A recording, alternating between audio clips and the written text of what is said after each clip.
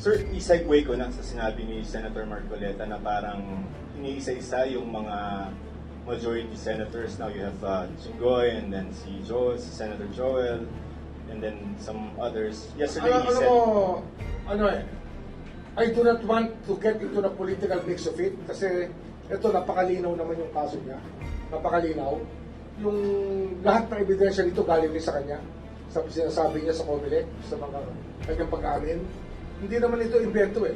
Pati kayo alam niyo yan, yung mga footages niyan, napanood niyo lahat yan sa Net25 at sa iba pa mga istasyon kung saan sinasabi niya nga na ginastos niya pa nga yung pera. Ginastos niya. Diba? Inangkin niya, ginastos niya at tila walang pag-aalinlangan sa kanyang gawain. Pero ito, papasok talaga sa labas. Papasok siya. With regard to the other senators. Plunder din yan. So with regard to the other senators, or yung sa majority si Senator Jinggoy, Senator Joel, and mga iba pa na in the future. Baka sinasabi... Meron pa kami mga pinag-aaralan na mabibigat na kaso. Hindi kasi madaling maglatag ng kaso, tandaan yan. Pagka ang kalaban mo, maraming pera, tapos may kapangyarihan, at matagal na nandyan, hindi madali. Ito talaga, dinadahan-dahan namin, iniingatan namin ang pagkalap ng ebidensya, sapagkat one shot lang to eh. Hindi mo naman pwedeng araw-araw yan. Mabibigat na tao yan. Hindi naman to, mga ordinaryong mamamayan. Ito talaga mabibigat na tao. Pero sir, hindi sila sinisingle out yung majority. Hindi yung pinapagalan. Hindi. Ano yan? Ang trabaho ng ombudsman, lahat eh. Ngayon, marami akong pinagmahan ng preventive suspension sa mga mayors. Andiyan, na kay Odo Dante ngayon. Pinagmahan ko rin sa mga mayors within the whole country. Marami kami pinapersu na kaso dito. Kaya lang, siyempre, ang public interest na rin dito sa flood control at sa nangyayari sa bansa at nangyayari sa Senado at sa Kongreso. Hindi mo naman sasaran, sir. Ombudsman Val Gonzales po, DCRH. Kung si Senador Jinggoy Estrada ay masasampan na by Thursday, and after 2 weeks kay Senator Joel Villanueva naman, how about isa rin ho dun sa inabangan ng publiko ay yung pagsasampa rin ng kaso kay dating Speaker Martin Romualdez? Any update on that?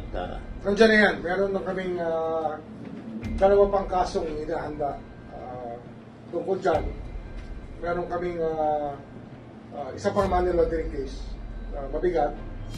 At of course, yung the grandest case of them all, itong pinakamabigat na kaso dyan, the conspiracy to defraud the treasury. Yun talaga yan, sa pamamagitan ng budget. Hindi madali ilatag yan. So we're being very careful about every premise that we make. Kasi first time ito gagawin sa kasaysayan ng Pilipinas na magkakaroon tayo ng ganitong klaseng kaso. May timetable na ho tayo. Wala kaming timetable dyan. Basta yung big case kasi, hindi mo pwede lagyan ng timetable dyan. Kinakalap namin ang ebidensya niyan. Binubuo namin sa araw-araw. Kaya we're here every day. We just go to work every day.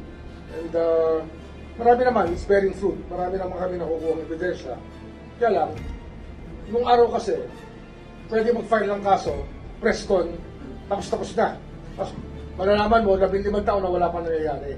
Hindi po ganoon ang ating sistema dito. Sa atin, gusto natin, matapos to as soon as possible time.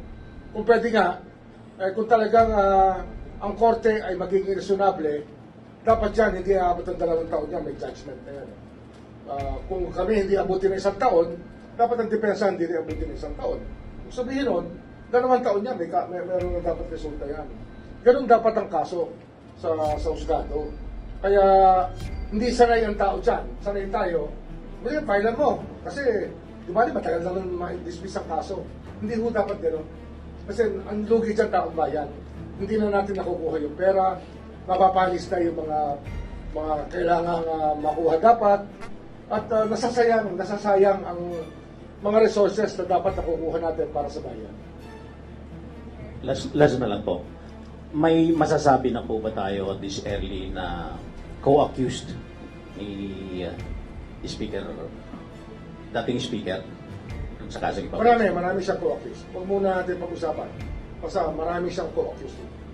Thank you. In relation to this, no? Actually, yung baga hard stance ng House sa Romualdez cases yan. Kasi pinapasapiran namin yung record sa small committee at the Committee on Appropriations at ayaw nila ibigay. Yan ang sinasabi ko. Kaya, hindi madali. Sinasabi ko nga sa inyo, hindi madali yung aming gawain dito. Pero hindi namin inaatasan yan kahit sino pa. Wala kami atasan. Sir, Gwen po. Gwen po from PCIG. Sir, I understand you said it's hard to set a timetable on filing of charges, but last April you said that plunder charges are expected to be filed against Senator Escudero and former Speaker Marcoleta. Sir, onti na lang po before matutuloy po ba yun? Hindi, this is it. Ito yung kaso na sinasabi namin. It's the grand case. Kaya, probably, we thought it easier before.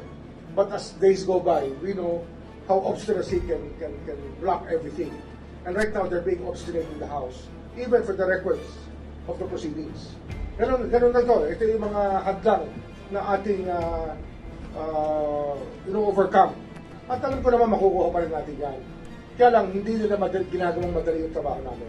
Pinapahirapan kami, pero kasama yan sa sinumpaan namin tungkulin. At hindi kami na dyan. Hindi kami na hihinaan ng loob. So, hindi po matutuloy this. Wag na natin sabihin yung panahon. Basta hinahanda namin yan, darating tayo dyan. Sir, last, is the Ombudsman also considering requesting files from, congressmen who have claimed that they have files on insertions or have actually stated in public, may figures po sila Hindi, sinasabi mo kasi, yung tungkol naman kay Leviste, di ba? Or meron din po ibang lawmakers na Hindi, kukunin namin. Sige, oo. I think that Toby Chanko did he volunteer files? Yes, sir. Toby Chanko volunteered files. Oh, lahat yan, kinukuha namin lahat yan. And those who can contribute, welcome po yan. Basta magagamit namin sa kaso. Thank you po. Sir, 213 yung conspiracy to defraud. Basically. Ano yan eh, it is a layman's explanation pa lang ang ginagawa ko. Wala pa tayong technical. The technical things about what specific provision and the terms that we will use to label the crime, that will come later. Sinasabi lang namin, that's the big case na kinakailangan matapos. 24 budget. Conspiracy yan eh. It's only a description of what we are trying to put together. Sir, Catherine, on yung budget, kasi sir, di ba, as lawmakers, the job is to propose amendments to the submitted budget of Yes, the of course, President. of course. So how do you distinguish a legitimate proposal for amendment and when does it reach the level of being a crime already? Ayan, iba namang usapan yan. That's very specific. Kasi they could just say I don't na... think it's right for me to answer anything of that magnitude because it would refer to many situations that we face in the investigation. Kaya yung conspiracy to defraud comes in different phases and different parts of the narration. Kaya hindi ho natin pwedeng sabihin kagad na ito yan. Hindi po. Binubuo natin lahat yan para magtugma-tugma lahat ng bagay. Sir, part ba nung difficulty is because proposing an amendment on the part of the lawmaker is not per se a Hindi, crime? pwede yan. Alam mo yan, may period of amendments yan sa rules. Meron yan. Ang hinahanap mo rito, yung amendments na wala man sa record eh. Na Small to meet, sir. yung insert ka lang sa sunod ng final version ng budget. Mga amendments na hindi kasama sa plenary deliberation pero bigla na lang nagbago, nagmilagro. O yung small committee nga eh. Kaya nga, ito yung tinatanong mo eh. Ngayon, they're trying to stop us from getting the information. But I told you about that already this morning. The first thing that I told you about was this one. The hardliners who do not want us to get into the bottom of things. At marami dyan nasa house ngayon. Sir, 2024, 2025 budget.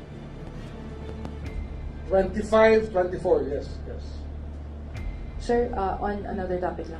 Sir, I understand ongoing yung investigation on the Senate shooting incident. Yes, yes. Meron na po ba tayong nakikitang liability on the part of the senators? I wrote Merong this- public I wrote pronouncements the Senate also of President. helping the Na-alarm kasi Senador ako, de la Rosa. na-alarm ako. Nung nakita ko si Aplaska, still talking on media and still parang holding office somewhere there. So I wrote Senator Cayetano about enforcing the preventive suspension given by this office. And we have not yet received a reply from the Senate President, but we expect one. Kasi nga, we will know if he is complying with our order or not. Kasi ano yan eh, he was acting Sergeant at Arms of the Senate, but he is the Sergeant at Arms of the Commissioner of Appointments. Baka gusto nila magpiloso po, ibahin pa nila yung usapan. Isa lang yan. Kung anong posisyon niya na hinahawakan, preventively suspended po siya.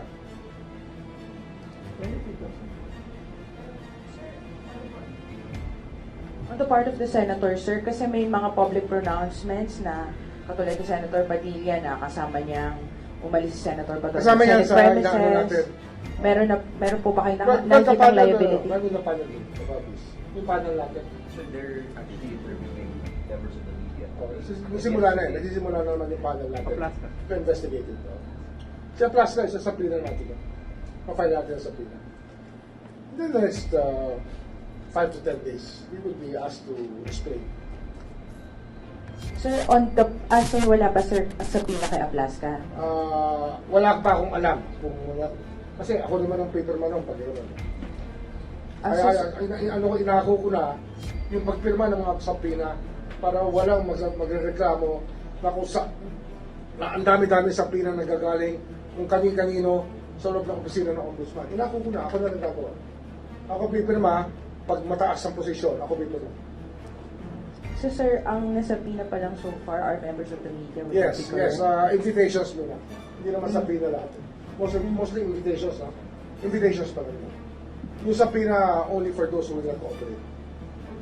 Sir, may timeline po when do we expect the resolution of the Senate? Ano yan, I do not want to stick to any timelines. It's traumatic for all of us.